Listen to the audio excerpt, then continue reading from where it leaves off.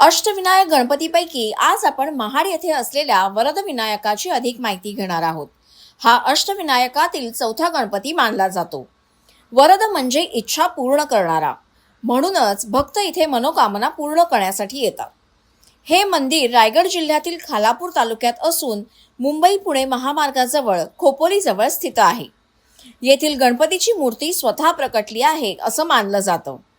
ही मूर्ती पूर्वाभिमुख आहे आणि मंदिर अत्यंत साध्या पण पारंपरिक शैलीत बांधलेलं आहे।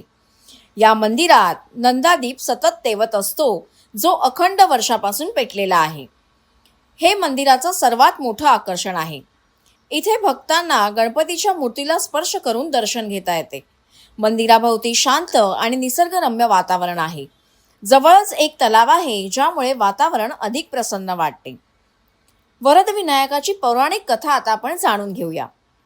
प्राचीन काळी भीम राजा नावाचा एक धर्मपरायण राजा होता। त्याचा मुलगा रुक्मांगद अत्यंत रूपवान आणि गुणी होता। एकदा रुक्मांगद वनात गेला असता इंद्राची पत्नी मुकुंदा त्याच्यावर मोहित झाली।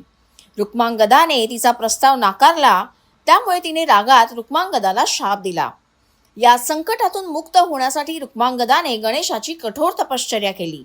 त्याच्या भक्तीवर प्रसन्न होऊन गणपती प्रकट झाले आणि त्याला शापमुक्त केले। त्याने जिथे तपश्चर्या केली त्या ठिकाणी गणपतीचं मंदिर बांधलं गेलं आणि तेच आजचं वरदविनायक मंदिर म्हणून प्रसिद्ध आहे। हा वरदविनायक मनोकामना पूर्ण करतो, अडथळे दूर करून यश मिळवून देतो अशी लोकांची श्रद्धा आहे। अष्टविनायक यात्रा करताना इथे दर्शन घेणं अत्यंत शुभ मानलं जातं आणि भक्त विशेषतः नवस बोलण्यासाठी येथे येतात।